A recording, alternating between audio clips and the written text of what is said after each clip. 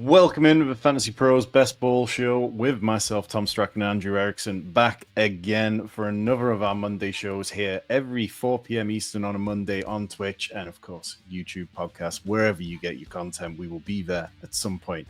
Tonight, no draft tonight. We've got some real content that we need to get into. We're going to talk about the best ball strategies that could work in 2025 and some of them that won't. Myself and Andrew, we're going to break it down and go through each of them, give our opinions on them, talk historical stats, whether they've worked, failed in the past or not.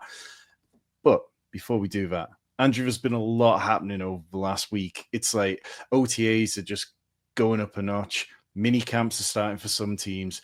And I think we got a hit on some news from the top. Are you starting to feel like we're getting the stuff coming through that's going to impact your rankings more?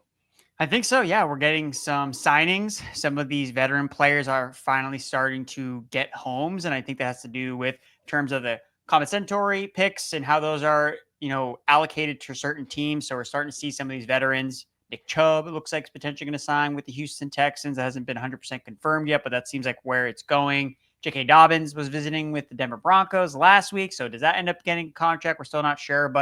And of course, I mean, we got to talk about Aaron Rodgers. He finally has a home now with the Pittsburgh Steelers. So, yeah, we're seeing the final dominoes fall with some of these teams putting their rosters together.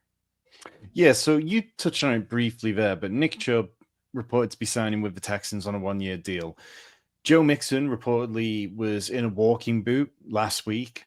Nobody's seen pictures of it, but there were whispers of it coming out of Texans camp. And then it kind of begs the question, is this insurance against Joe Mixon? Is this because Dameon Pierce has just been so volatile? Is this just saying Woody Marks isn't going to be anything in his rookie season? What does it kind of do to the running back landscape for the Texans for you?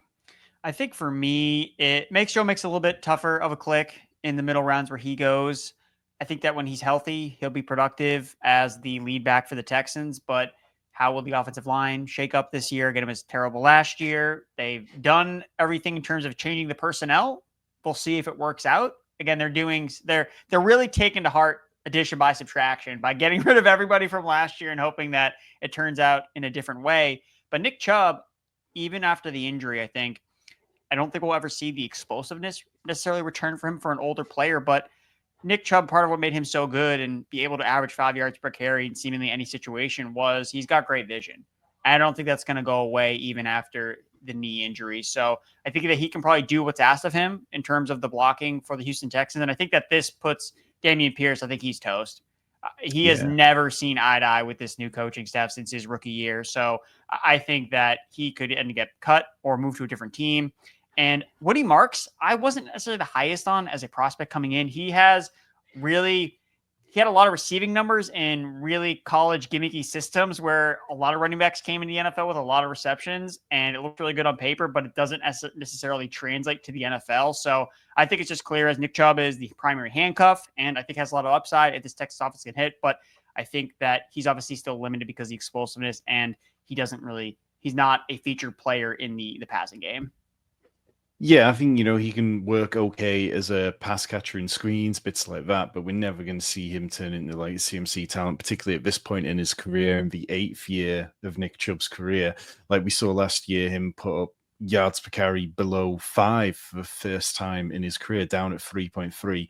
So expecting a lot from him is probably not something we should be doing. I don't think that you're going to be necessarily needing to draft him in best ball. It'd be interesting to see where his ADP does get to. Fine, you want to take a late dart throw on him. Okay, but he's not a priority for me. Maybe he will be in part of these builds that we get to in a little bit.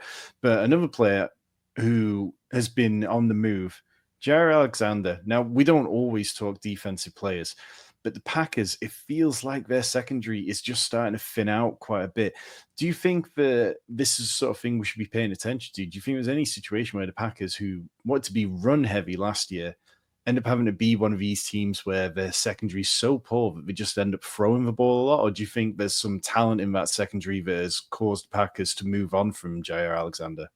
I think that they just can't trust Alexander. He's someone that hasn't really been able to stay healthy. I know that there were rumors that, yeah, we're going to keep him around. We're going to try to make it work. But it seems like those end up not being true because considering they're going to release the cornerback. So this could be one of these defenses where, hey, who is the perimeter receiver playing the Green Bay Packers defense this week. We're trying to funnel targets because they have Nate Hobbs, who they signed in free agency. So if he's going to play in the slot, he's probably their best corner. And then they have guys that you can't really rely on a down-to-down basis to lock down one side of the field like Alexander could do at his peak of his powers. Now, they have guys with experience, but it's one thing to say, hey, this guy's a lot of experience versus, hey, this guy's actually good in terms of stopping opposing wide receivers. So I do think that combining this with the fact, okay, Jordan Love, healthier, they drafted a wide receiver in round 1. I think that are going to try to throw the ball a little bit more in 2025. And I think that is good for the fantasy value of a lot of these Packers offensive players.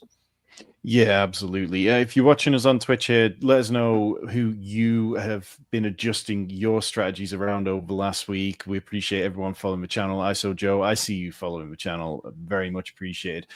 Anthony Richardson out indefinitely with shoulder injury. This one feels like it would have been all we'd been talking about last year. But then Anthony Richardson passed the ball at a rate worse than Tebow last year. So now it really felt like there were people who were completely in or out on him. I've been quite out on him. I was very much in on him last year, but I really struggled to see a path to consistent relevancy for him. Do you think Anthony Richardson's reaching a point where we shouldn't be drafting him in best ball now, Andrew? No, I think that he's actually a better best ball pick now because he's not going to start the season as the starter. And I think that puts us in a position where he's more likely to then be the starter week 16 and 17 because Daniel Jones, again, another quarterback who's never been the healthiest. He's played 16 games one time in his NFL career, whether that's because he was benched or whether it's because of injuries. So it's similar to the Fields situation we talked about last year, where it actually ended up being a bad thing for those investing in Fields and best ball that he got the starting job because he played in the beginning of the season where the fantasy points aren't necessarily as important as is at the end of the season. And it's this situation where they play 10 weeks of Daniel Jones. Daniel Jones have to be really good to basically completely shut the door unless Richardson gets placed on injured reserve or something like that to just take him out of the quarterback options altogether. So I think that this, again, is going to nuke his ADP, make him basically a last round pick that you can take. But I mean, among the other guys you're drafting in the 18th round, if Richardson starts a game, he has a good chance of hitting your lineup. There's not that many players like that in the 18th round or 20th round in terms of DraftKings. So again, he has to fall first, but I think it's worth buying the dip. And I think that he makes a lot of sense in some of these 3 quarterback builds, especially with the Colts schedule. Week 16 and 17, they're home against the 49ers and the Jaguars. Like, those are pretty enticing matchups. So again, as long as he doesn't get placed on injured reserve and misses the entire season, then I think he's actually kind of a better pick now. Yeah, I like that. And we are going to get in the late round QB as one of the many best ball strategies we're going to talk about tonight. Anthony Richardson is down 12 spots on underdog from 173 down to 186 now. So just 13 spots all in all. Another late round QB, Aaron Rodgers finally signed with the Steelers. We might not need to talk about this one for long because we spent a lot of time on Aaron Rodgers this offseason, but did it move anything for you? Did you have any kind of players that you'd stuck in a holding pattern and then you knew where you were moving them in your rankings, or was it just a case of you've been assuming this was going to happen for so long, everything was set? Yeah, I think I was kind of assuming that he was going to be here. If anything, it just kind of made the clicks in the final submission on the rankings with Steelers players feel a little bit more, okay, I know who the quarterback is. I'm not a 10% chance that it is Mason Rudolph. I don't no longer have to consider that. Even though Rodgers is an older quarterback at 41 years old, is he going to play the full season? We don't know.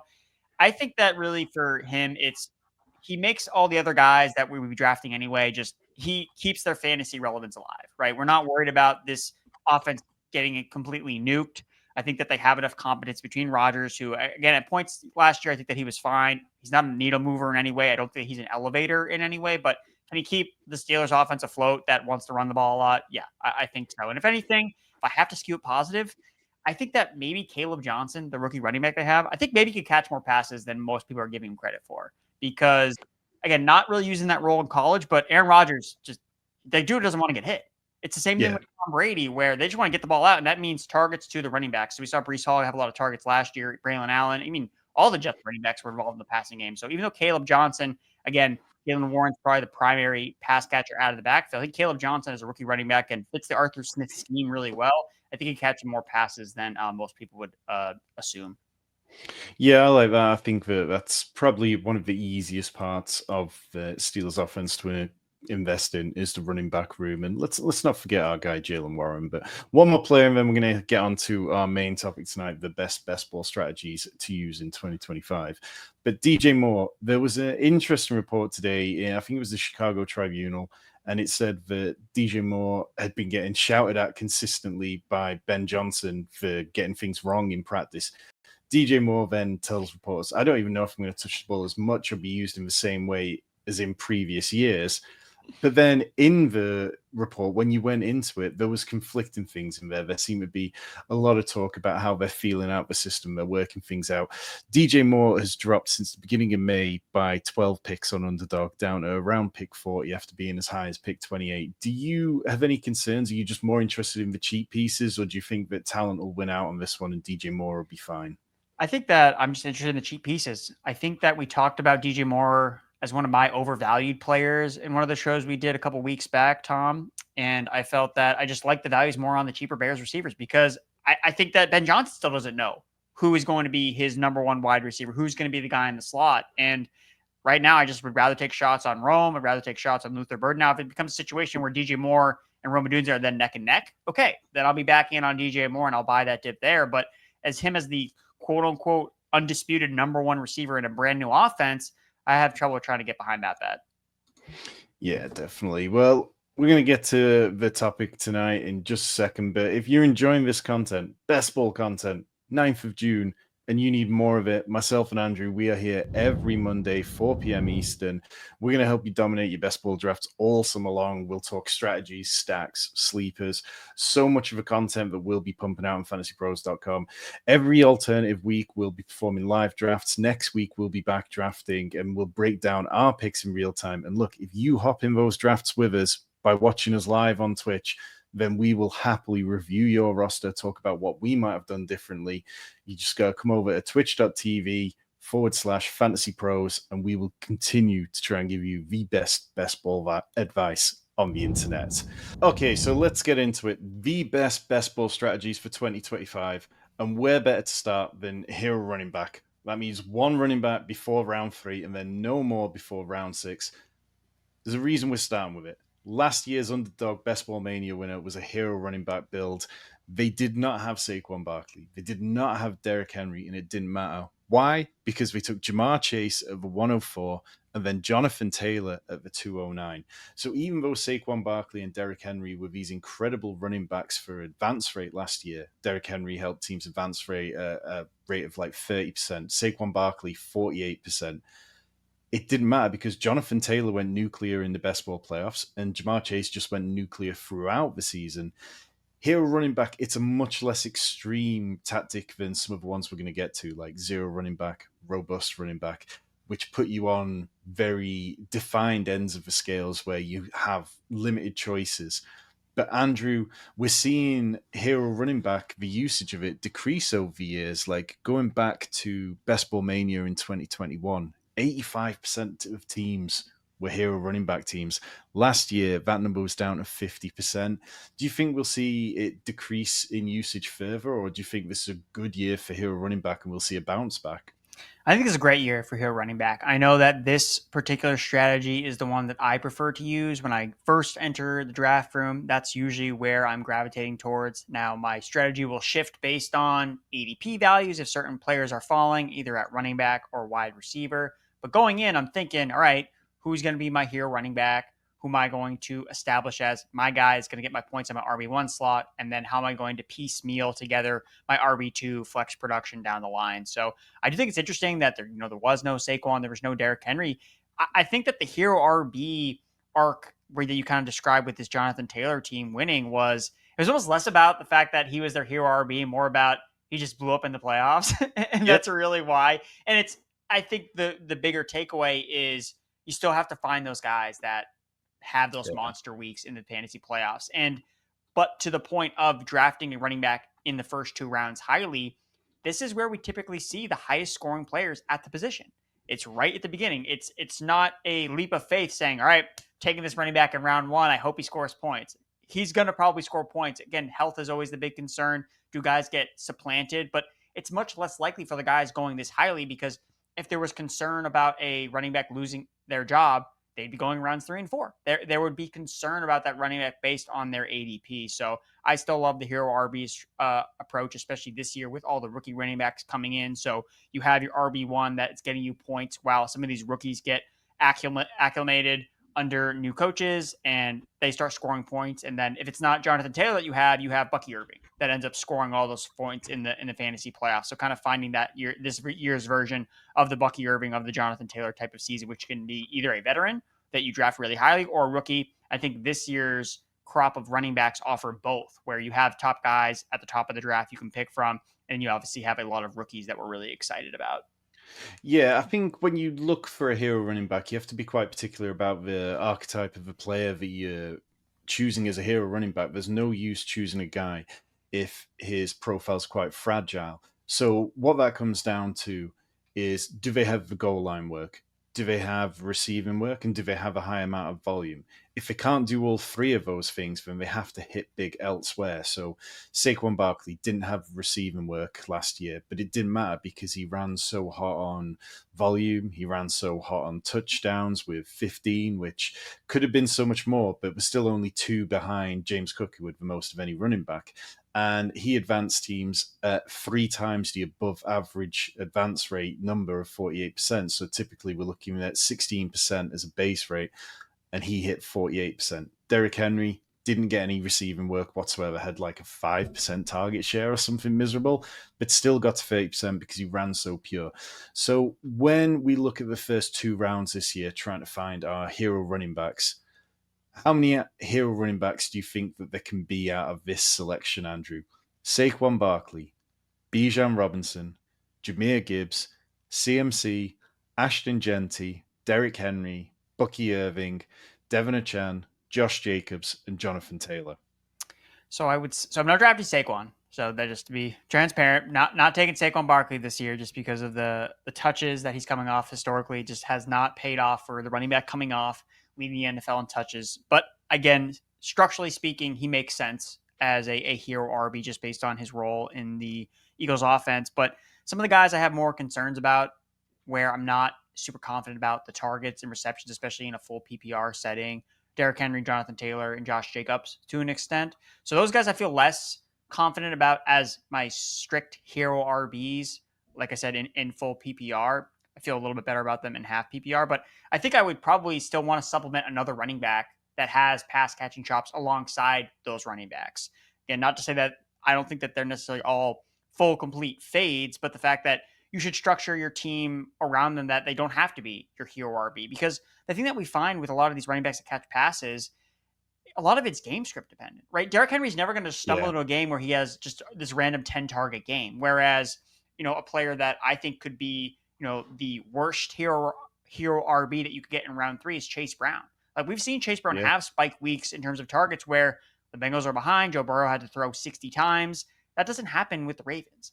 That doesn't happen with the Colts, where those running backs are just going to stumble into those types of targets, whereas Chase Brown does have that type of spike week potential when it comes to his usage as a receiver. So when you're trying to, okay, how long can I wait to draft a hero RB and kind of bend the rules a little bit, not going rounds 1 and 2, I think Chase Brown is kind of interesting, especially if you start with wide receiver. Chase Brown in round 3 can still be a hero RB problem.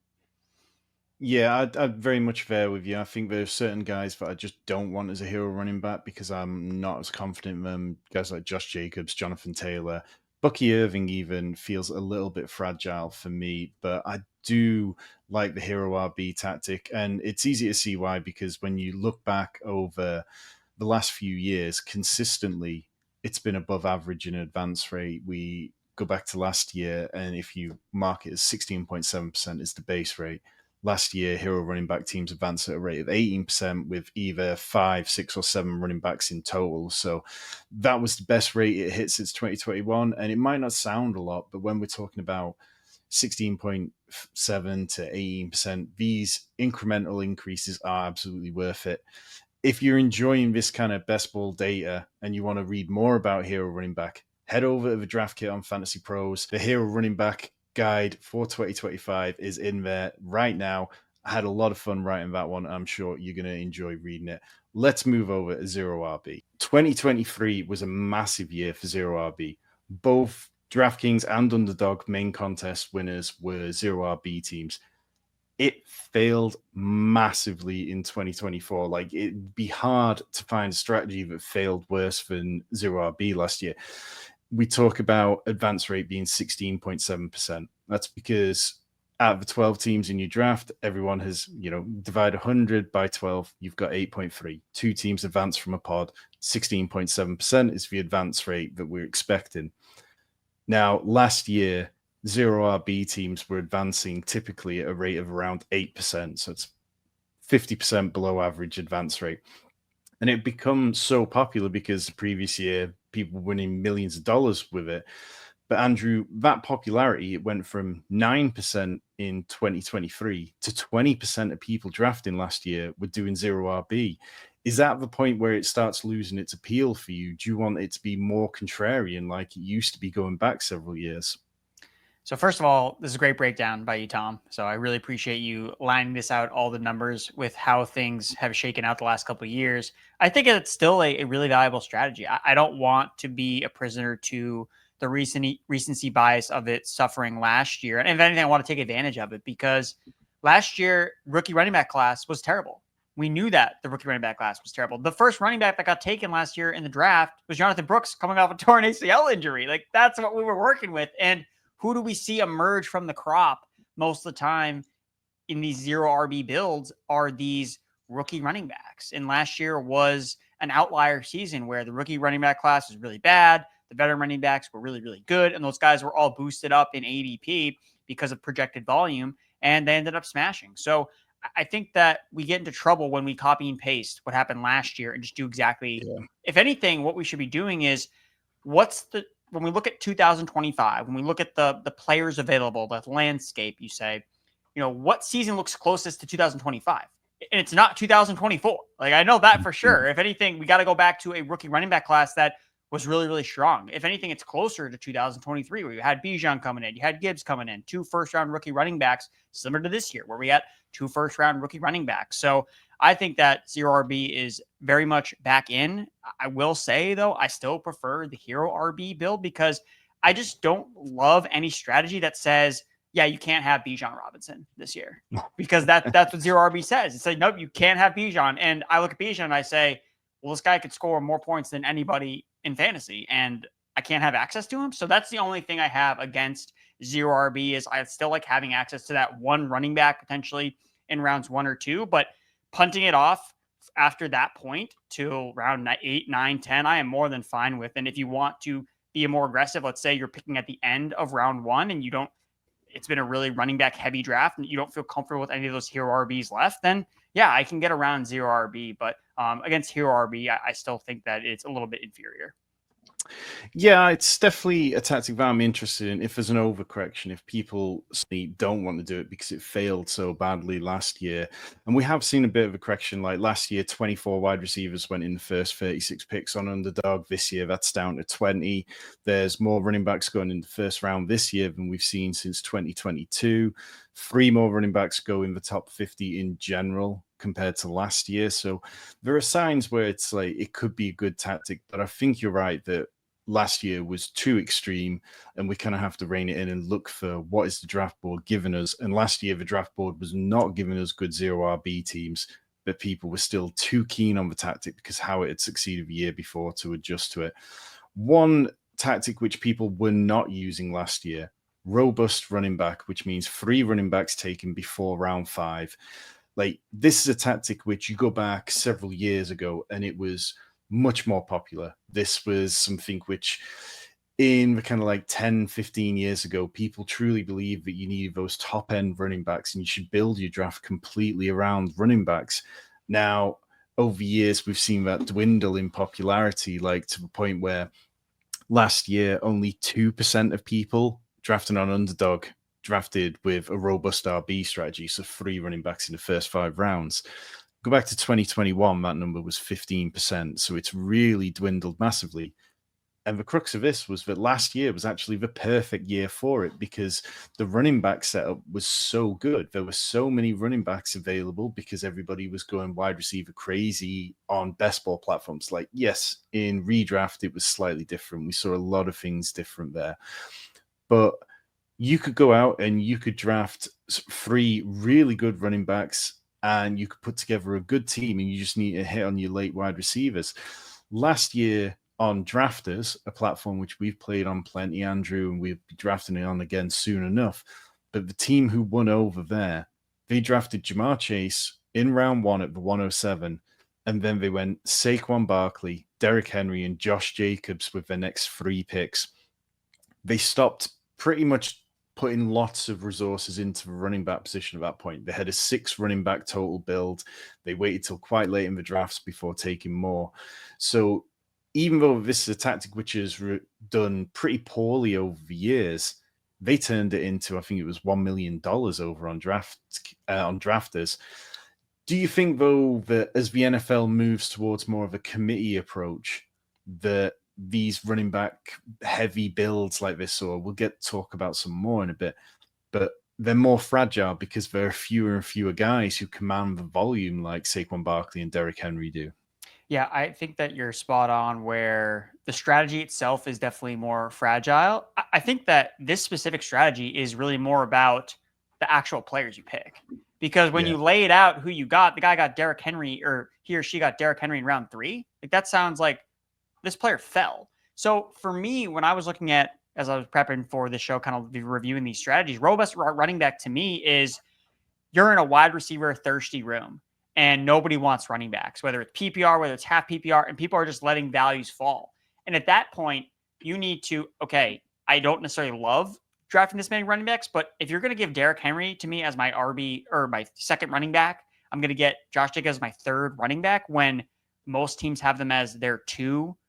I think that's when you just have to ignore the hit rates and the historical trends and be like, well, I'm getting the best players doing it this way. So I think that's kind of how I would view robust running back.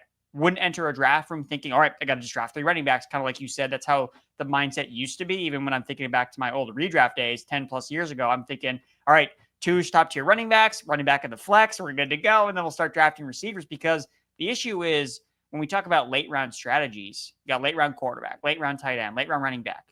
Late round wide receiver is probably the last one of those strategies that is really bankable. It's the hardest thing to hit on, these late round wide receivers. Now we see breakouts. We can't have Puka Nacua every year? No, we cannot have Puka Nacua every year, Tom. As much as we'd like to, as much as we, even as analysts, like, we like to over project and think, hey, I'm super confident in all of these late round receivers. Most of them do not hit. You're much better off taking chances at those other positions, which is why it's so important that you at least get the majority of your receivers in those middle rounds, where typically the running backs, the tight ends, even like the quarterbacks to an extent, whenever they're in those middle tiers, those tend to be bad bets, which is why you want to be drafting receivers in that range. So I think with robust running back, it does come down to the actual players that you're selecting and why it's so important to have tiers. So it's like, if you can get 3 running backs from your tier 2, you just got to take the value and then figure out wide receiver, piecemeal it together later on, and hope that you do hit on a potential breakout wide receiver. It's a different build. It'll make your team much different than those others in the tournament or in the contest. But at least that's the way I kind of saw it when I was looking at robust running back and kind of how to build those certain teams. Yeah, I think also one of the reasons why robust RB worked so well last year, even though it wasn't used to the extent it possibly should have been, was we've been on a really nice streak of running back health in the first couple of rounds. And whether that's because running backs are utilizing science or nutrition or anything like that to prolong their careers and play better and avoid injuries in the same way that they might not have used to have been, what we're seeing is running backs at the top end actually average more games than wide receivers over the last couple of years. Like, I put out some data on this in my Zero RB article that is available as part of the draft kit. Again, I'm going to keep talking about that draft kit and I'll talk about it in more detail in a minute. But if you get the health from the guys who actually do touch the ball a lot, then it really can dictate how fantasy goes across the board. Whereas, you go back a few years and we had like a glut of top end running back injuries at times. Like, CMC, for example, we keep talking about advance rate because it's really important within a best ball strategy conversation. CMC's advance rate last year was 4%. It was the single lowest advance rate of anyone, any player in Best Ball Mania. Having him on your team meant that you were a quarter as likely to advance as you would be if you just had drafted, anybody who hit the base rate of 16.7%. So yeah, it comes down to health a lot of the time. You need the right profiles for it. It'll be interesting to see what kind of robust RB builds people can build at the minute. Like you look and you could go something like Saquon Barkley, Bucky Irving, Josh Jacobs if you were close to the 101, the 102. But it does mean that your wide receiver 1 will be no higher than wide receiver 20 if you had that running back room, which feels like a big dip. But like I tend to lean towards more wide receiver heavy starts than running back heavy starts. I will say, Tom, too, just last thought on robust running back. I think that this year is interesting too with the fact that I know robust running back we're defining before round 5. We do have a lot of rookie running backs kind of in that round 5 range. So you could see a scenario where after round 5, you could grab a rookie running back, whether it's Harvey, Henderson, and they get brought up into a pseudo robust running back build where you have one receiver as well. And I think that's another factor and layer in because those running backs, again, maybe in the beginning of the season aren't necessarily great hits, but if they can then be really strong finishers, I think that's maybe a unique way to build, specifically compared to last year, where when we usually talk about robust running back, it's, hey, 3 veteran running backs, locked and loaded, projection, feel good about the workloads. But this year, you could see potential robust running backs with rookie running backs added as that third rusher, which maybe it makes more sense to then have 2 running back slots already drafted because you're expecting potentially a slower start for some of these first-year players. I love that. And that opens up another conversation about these strategies in general. Like, yes, I've put the definitions in, like 1 running back before round 3, blah, blah, blah. But there's no reason why you can't take these strategies and try to break them, try to bend them into slightly different. And so if you truly believe that a round 4 running back, let's say James Cook or Breece Hall, don't belong there, that they have the heroic profile, they can do all the things that we've talked about, then you can bend the strategy and say, okay, well, I'm creating a late hero running back build here. And I'm still only going to take 1 running back in the first 6 rounds, but I'm going to wait till round 4 to do it rather than doing it in the first 2 rounds. So there's always ways which you can try and bend the draft board to get an advantage, make something different. And if you do that, for instance, with the late hero running back, you're still avoiding piling resources into the running back dead zone or into this area, which is tricky, by just taking the 1 running back. So practicing with these drafts and getting into some of the low stakes ones and just feeling your way, what does it look like if I do this one, is probably one of the best things you can do at this time of year. And I've talked about it a lot, but if you are enjoying this best ball content and you want more best ball content, head over to fantasypros.com/best ball. It is the 2025 best ball draft kit. It's a one-stop shop for rankings, stacks, ADP trends, rookie breakdowns, roster construction strategy. All these details that we're going through tonight, they're all part of like the Zero RB guide, the Hero RB guide, and it also includes exclusive strategy content for Fast Draft, which is a new best ball app where drafts take just 5 minutes and you can win real money. Download Fast Draft and use code FantasyPros when sign up to get your first deposit matched up to $50. That's up to 10 drafts for free over there. We got a few more strategies we are going to hit on, starting with elite quarterback, which means 1 quarterback before round 5. Now, obviously, over the last few years, this changes drastically year to year, but we've consistently seen Josh Allen, Jalen Hurts, Lamar Jackson in this range and be good picks. But last year, CJ Stroud, Patrick Mahomes, Anthony Richardson, they were the other guys who were sneaking into this elite tier. And Josh Allen, Jalen Hurts, Lamar Jackson, they all advanced at really positive rates. Patrick Mahomes, though, 9%. Anthony Richardson, 7%. CJ Stroud, 8%. So we could say it's as simple as dual threats only before round 5. And then the counter argument to that is, okay, well, Anthony Richardson was up there. Was he just an outlier bad? Because he was still averaging 43 rushing yards per game last year, which is an incredible number. But do you think that they really have to be the true elite players to get up there? Like, are you concerned at all for Jaden Daniels, who's being elevated in a similar kind of way to CJ Stroud, even if he's a better fantasy producer than we've ever seen from CJ Stroud? I think that the dual threats make it okay to take these guys inside the top 5 rounds. I think that Daniels is different than Stroud because of the rushing that he offers. I think Yeah. that makes him significantly a different bet to make entering year 2, even though you could see similarities between they made some offensive line upgrades. They added a wide receiver in free agency, an older veteran, Deebo Samuel, to compare to the Stephon Diggs addition for the Texans last year. So I'm not saying, oh, you got to draft Jaden Daniels because he had a Deebo. That's not the argument I'm trying to make. You got to draft Jaden Daniels because he could be the number 1 scorer at the quarterback position based on what his skill set can offer entering the second year of his season with Cliff Kingsbury. So I think that if you have the rushing, that puts you into this category. When it comes to Anthony Richardson, though, and this is something that I'm trying to learn from the mistake of being too high on Richardson last year, and that was he really looked and smelt like a late round quarterback where we love the rushing.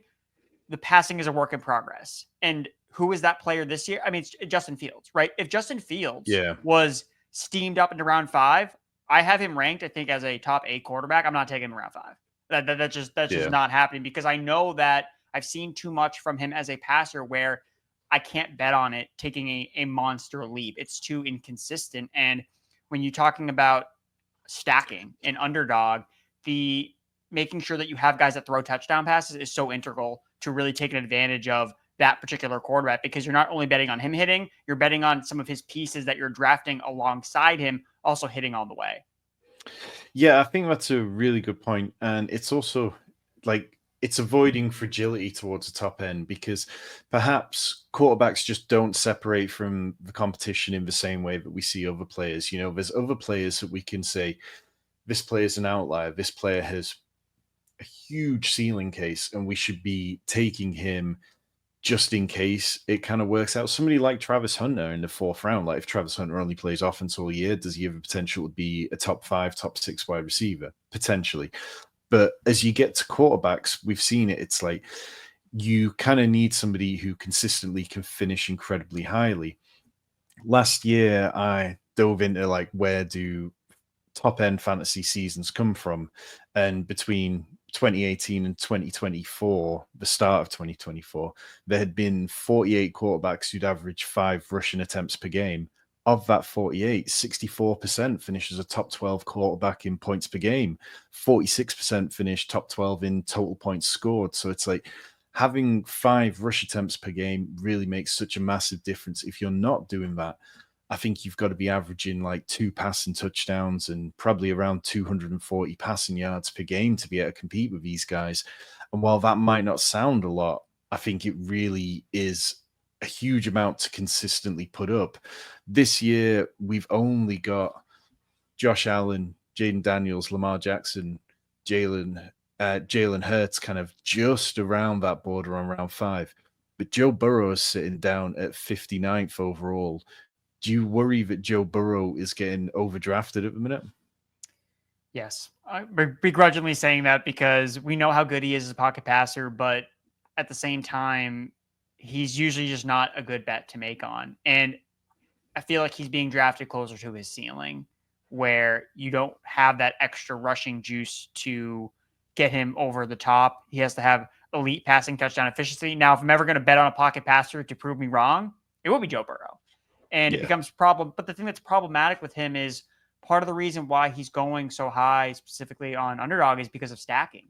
And it's you're waiting on, well, I drafted Jamar Chase, I got to take Joe Burrow. And that's just where he is. And I don't want the T. Higgins drafter to draft Joe Burrow. I don't want to have a naked Chase. So that's the other thing. And that was an issue with Stroud last year, where all 3 of his receivers were going so high. So you were competing with 2 other teams to then draft a quarterback to stack. So I think that the strategy with Burrow is, I think that you got to wait and just hope that maybe the other Higgins or Chase manager just doesn't take him and that no one else is going to take a naked Joe Burrow. So kind of trying to, and being okay with, all right, if I don't get Burrow, then that's okay. I'll just have to stack a different quarterback. So those are things that I'm trying to think about, especially when it comes to some of these elite pocket passers. And it's actually why when it comes to like Allen versus Lamar at the top, I almost feel like I prefer Josh Allen because I can get all of his receivers so late. Like they're all so dirt cheap versus Andrews or as he say, Flowers is a little bit more expensive. Andrews obviously isn't as expensive as he was last year, but I just like having access to any of those Bills receivers because they're all basically really cheap. Yeah, I definitely understand that point of view. And I think it's saying when we stack these elite quarterbacks, we have to be smart about it because we're investing in them. And if you're a pocket passer, you probably do want two players, particularly on DraftKings, where you get the 3-point bonus for 300-yard passing. If that happens, yes, Jamar Chase can have 200-yard games. We've seen it. As a Ravens fan, I've seen it too many times. But when you're talking about the dual threat guys, I think I'm kind of okay with skinny stacking them more often, saying that I'm not overly investing too much there. It's kind of weighing up how much draft capital you want to allocate to elite guys. But on the opposite end of the scale from the elite guys is the argument for late round QB. Now, this is a tactic defined by waiting for your first QB till round 12 or later. So you're missing out on the top end guys. You're missing out on Lamar Jackson and all the guys we just talked about, but you save draft capital and it still leaves you open to backdoor stacking, going late into the draft and going, okay, I need some stacks. We've talked previously about how Mike Leone of Established Run had found that having between 6 to 9 players on a roster in BBM increased your expected win rate by 30%. So this year, we have an interesting crop. There's guys who are dual threats like Justin Field. Guys like Anthony Richardson. There's guys like Daniel Jones, if you want to make an argument for him. But you've also got guys like Geno Smith. You could take Brock Bowers in round 2. You could then wait and take, Beck, Jacoby Myers before deciding if you want to stack with Geno in case something else fell to you. Are you particularly interested in any particular late round QBs this year, Andrew?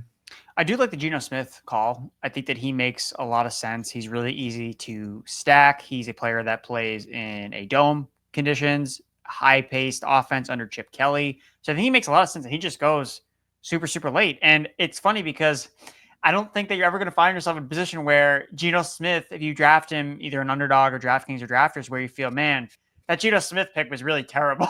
I just think that he's kind of the perfect addition for whether you draft an elite quarterback or not. I think that the third quarterback should be a staple, whether you draft a quarterback in round 4 or a quarterback in round 8 with your first quarterback selection. I think that quarterbacks, especially the third one, are a bit underrated because, look, especially now where we know who all the starting or shouldn't say that. Shouldn't say we know all the starting quarterbacks. We know most of the starting quarterbacks in the NFL.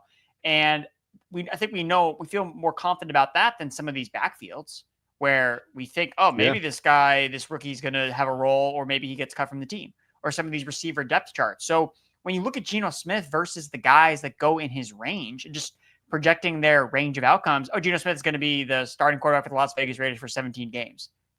And then go ahead, you were saying? I was just going to say, this is why I've seen people who are high on Tyler Shough, because the level of competition he has there is so weak that it's like, look, if you can get that right at the back of drafts, does it make sense? I mean, you spin back to last year, and out of the top 8 quarterbacks in advance rate, 4 of them were drafted at an ADP of 125 or later. So it's something that we do see year to year. We saw it with Geno Smith a few years back with the Seahawks. Bo Nix last year was somebody who crushed. Sam Darnold crushed, wasn't drafted for most of the season. Do you think there's any value in pulling up some of these quarterbacks who aren't drafted consistently, being willing to take a 0 on them for most of it and hope that for the back end of the season they could be producing? I think so. I think because especially in the underdog format or in half PPR, quarterbacks score the most points. It's harder for these skill position players to just put up the same amount of point totals when they're only scoring half a point for a reception.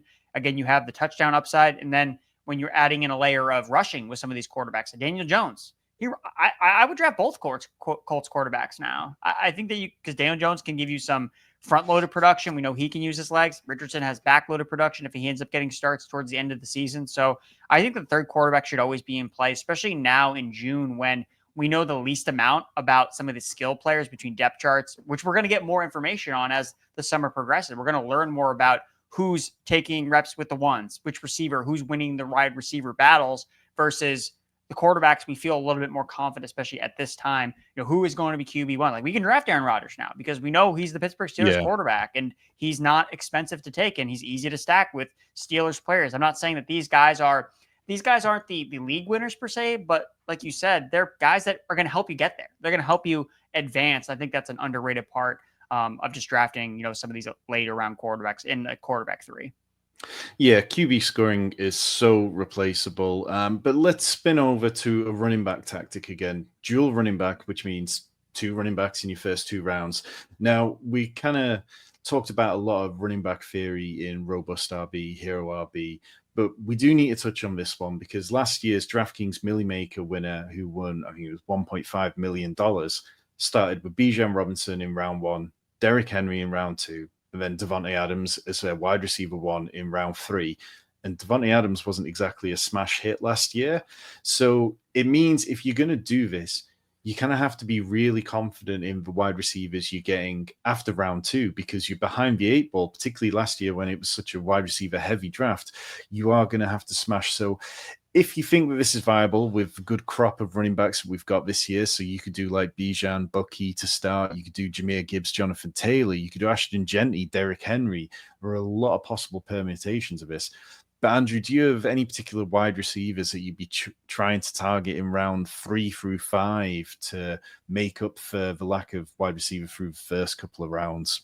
Yeah, so I have a couple guys I listed off here. One of them being Devontae Adams. So including him yet again in this list with the Los Angeles Rams, Garrett Wilson on the Jets, Marvin Harrison Jr. on the Cardinals, Xavier Worthy for the Chiefs, Jameson Williams for the Lions, Tetairoa McMillan for the Carolina Panthers. And then I had to sneak in my guy. I know that I think he's going in round 6, but Jalen Waddle. I'm still not giving up on the Dolphins wide receiver. So, yeah, I think that I do have some decent confidence in some of these guys. Now, some of these players have, again, they're going in this round for a reason. They're not all perfect, or else they would be going in rounds 1 and 2. But I see paths where these guys can be really productive, whether they're taking a second-year leap or they're going to bounce back after a bad season. And I think that, yeah, this makes this dual running back, or I think I also call it the superhero RB strategy, Yes. Makes it viable. Yeah, I think like if I'm playing on a full PPR site, then there's certain players I need to know the volume hogs. Like I think guys like JSN become more interesting to me than a guy like Xavier Worthy, or I'd maybe be less inclined to choose Travis Hunter if he's going to end up as my wide receiver 2 on a roster compared to if I've started a bit more wide receiver heavy. So it's kind of just that yin and yang and looking for balance, going, okay, can I believe in Zay Flowers as my wide receiver 3, or would I prefer somebody who has a little bit more consistency and try to work out what does my roster look like week to week. I do think that dual RB is very viable this year, but I probably wouldn't be taking a third running back till about round 8 or so, round 9. It's just kind of adjusting, going, okay, well, I've drafted 2 running backs early. If I'm playing on 18 round underdog, I'm capping this roster at 5 running backs in total. I think if you go at 6, you're starting to waste, because you need the top 2 guys to be playing virtually every single week apart from our bye weeks. And then you're really looking then for the rest of your running backs to potentially fill the flex at points and be bye week cover, but you have to be willing to just go to an uncomfortably large amount of wide receivers or tight ends, quarterbacks to make up for the fact that you didn't take them earlier.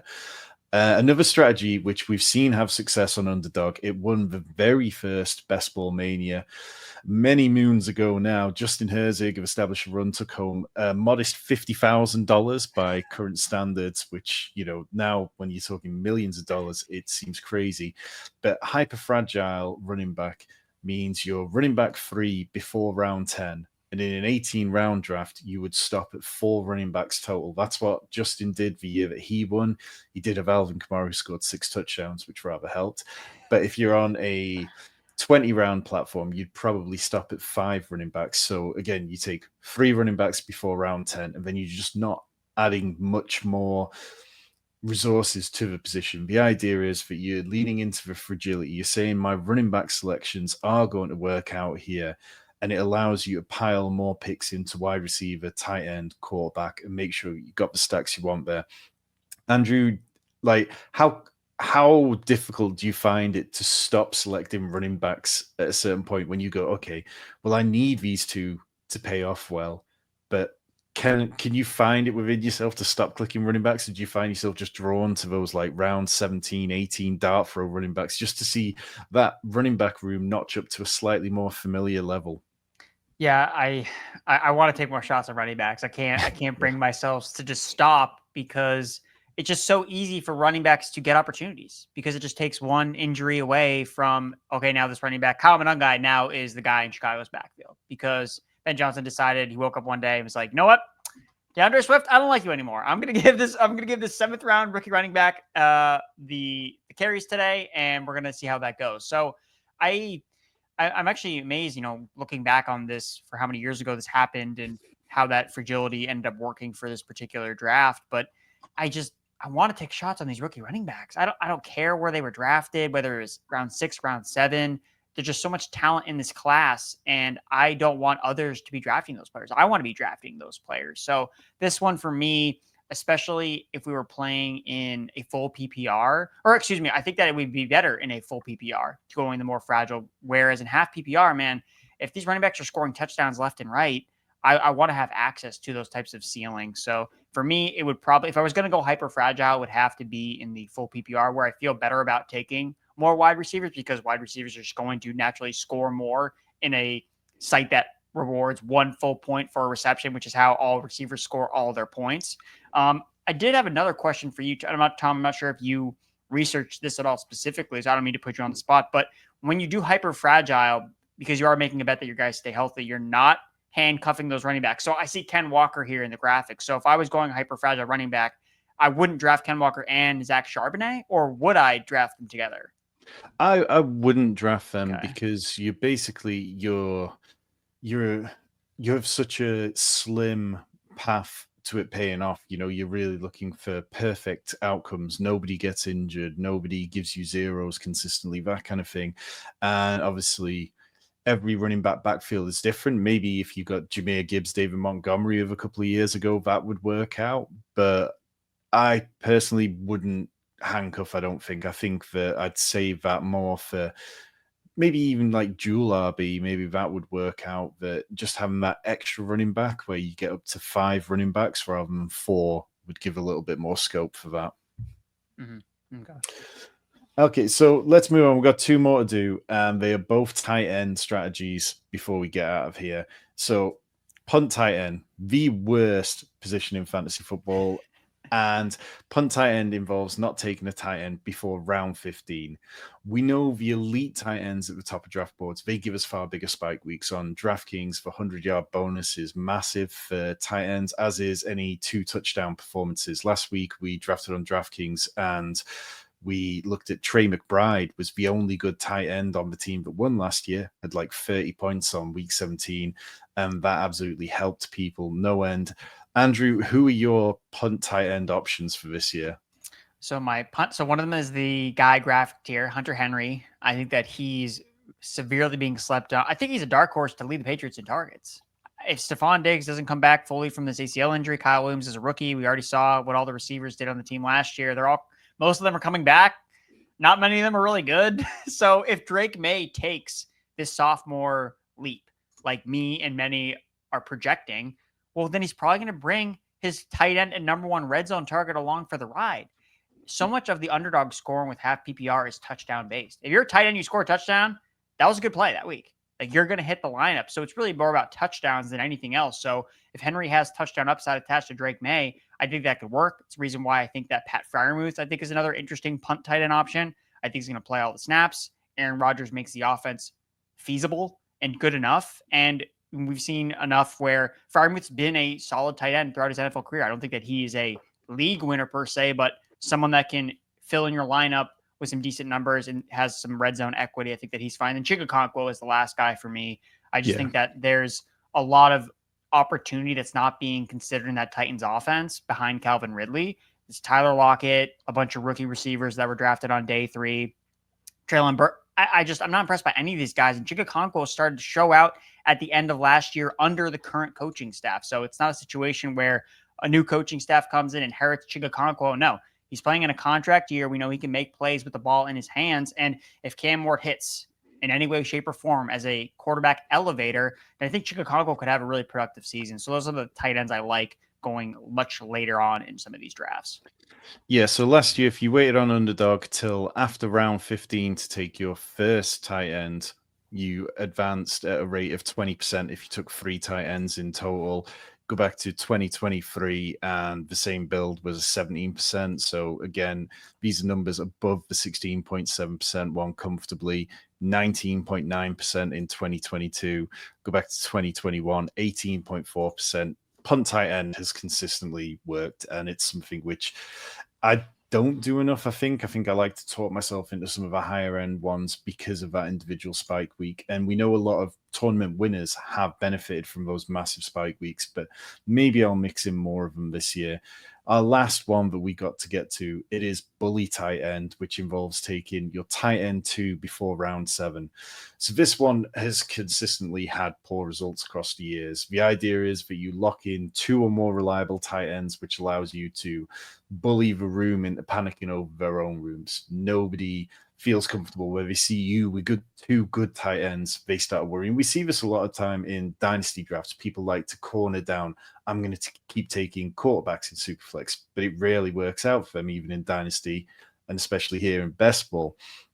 This year's candidates, it's Brock Bowers, Trey McBride, George Kittle, and Sam Laporta.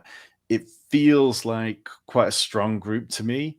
But so did last year, Andrew. Last year, we were talking up Travis Kelce, Kyle Pitts, Sam Laporta are all guys who were going in and around this range. Over the last 4 years, this tactic has never averaged positive advance rates. But there could be something said for if you make the playoffs and if you can sneak a team through, then you have a different roster. Do you believe that argument, or do you just think that this has shown that it's not a good way to play? I think that the opportunity cost is just too great to, again, you only have one tight end slot that you need to fill every single week. And then you're hoping that another tight end gets into the flex at some points, but tight ends score the least amount of points. That's why that it's so much harder to bet to make. And I get from the uniqueness factor that you're going to be different and it comes in the playoffs. But Tom, there's a lot of ways to be unique when you're building these teams. So I don't think that doing the double tight end thing is the best way to do it. I think that you can get more unique with certain types of stacking.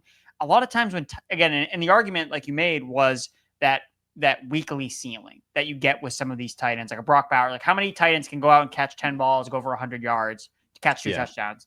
The list is a handful of guys. But at the same time, if you're betting on that 1 week, okay, well, what if my tight end just catches 2 touchdowns in a single week and catches 4 for 50 and catches 2 touchdowns? Like that's a weekly spike. Making those type of bets, I think, is how I rather prefer to approach my second tight end versus just drafting the next highest guy. Because then you got to consider, okay, well, now I have to stack all these tight ends. What's that price going to cost me? Now, none of these guys have quarterbacks that are, at egregious prices, so it's a little bit different. I would say that going into battle in week 17 with a Bowers George Kittle team sounds pretty enticing. So if you can get there, yeah, if you can get there, it sounds pretty cool. Like that's how I would do it, just because Bowers is the guy who's going to rack up a bunch of receptions, whereas Kittle, we know, can just rip off these massive weeks with efficiency. So maybe that's the way I would spin it. But I think that you're probably just better off just, hey, if you're going to take one elite tight end, take them, and then just take some guy late because, again, the tight end position just doesn't score that many points. And the opportunity cost for, again, we look at the tight ends, we're like, this is amazing. But then you got to look at, well, what does the rest of the roster look like? Yeah, exactly. It's a difficult one, and it's not one which I'll ever do a lot of. I think, you could make an argument if you were on somewhere like FFPC, which is Titan Premium, that tactic could possibly have a higher ceiling there. But for me, it's not one that I'm going to be looking to do this year because the Titan landscape, it feels messy. And for all the reasons we talked about punt tight end working, I would rather take my shot on one elite tight end and then mix in 2 or 1 punt tight end at the back end. But those are your best ball strategies for 2025, and some ones which perhaps are not the best ones out there. But myself and Andrew, we will be back next week, and we'll be back to drafting. We'll be right here on twitch.tv/fantasy pros to give you our best ball thoughts as we try to draft against each other. We'll talk stacks, we'll talk sleepers, so much more. And of course, if you need more best ball content, head over to fantasypros.com/best ball for the best ball draft kit. So much of the data and so much of the content that we've talked about tonight is within there, and it will really set you up for a big summer of drafting. From myself and Andrew, truly appreciate everybody hanging out tonight. Leave us a comment and let us know which strategies are your favorites and which ones you are staying away from. For myself, Andrew, and our amazing producer, Seth, we'll catch you again soon.